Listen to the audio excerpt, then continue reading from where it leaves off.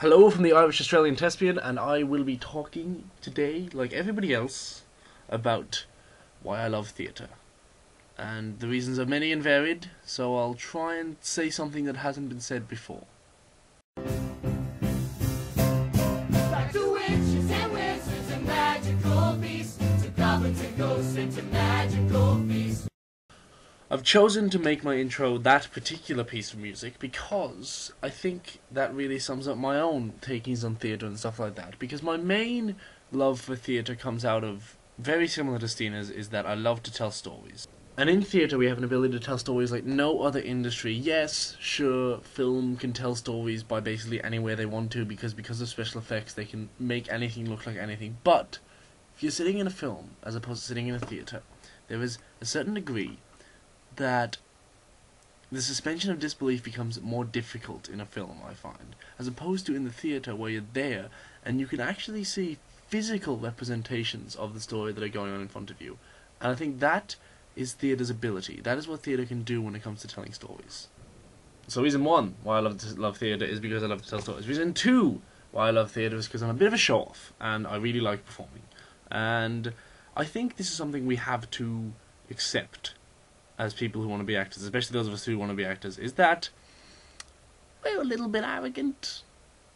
We're pretty sure that we're pretty good, because you have to be pretty confident in this industry to try and make it in this industry. So, reason number two why I love theatre is because I'm a bit of a show-off. And I like, even then on the crew side of it, I'm still a bit of a show-off. I like making things that are bigger and grander than something I've seen before and pulling it off. So, reason number two, bit of a show-off. Just to once more highlight my admitting of this, I am an arrogant show-off. The other reason I like theatre, however, is in relation to what Lisa said about how theatre can change the world, and how theatre is so important, and it's so big and fancy. And that's true, and I love that about theatre, it's fantastic, that's really great. But here's where I'm going to try to say something a bit different. I love the fact that theatre, in a way that no industry can, except maybe music, can be ridiculously silly and not mean anything if it doesn't want to. Because if you watch a film that has no depth behind it, or you read a book that has no depth behind it, or anything like that, if you have some intelligence in your brain, you're probably going to question the motives for making said film or said book. It was expensive, it was annoying, why did they do it, it's a lot of trouble to do these kind of things. So, but theatre can be done purely for the joy of theatre. And that's because, and I don't say this in a negative way, I love all of the backstage elements of theatre, and I've been involved in quite a lot of them, and a lot of them I'm really passionate about. But when you boil it down to it, the only thing theatre needs are actors playing a part and portraying characters.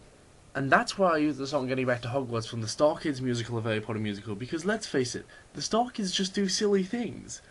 And my god, they're fantastic.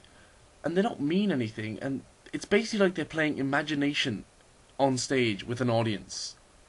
Like, their most recent musical, Starship, did exactly the same thing. They just did what was making them happy at the time.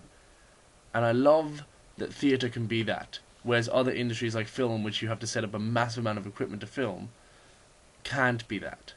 So that's why I love theatre, is that it can be both serious and a bit insane. See y'all next week, where I'll hopefully have some information about the Chicago audition that I'm doing tomorrow.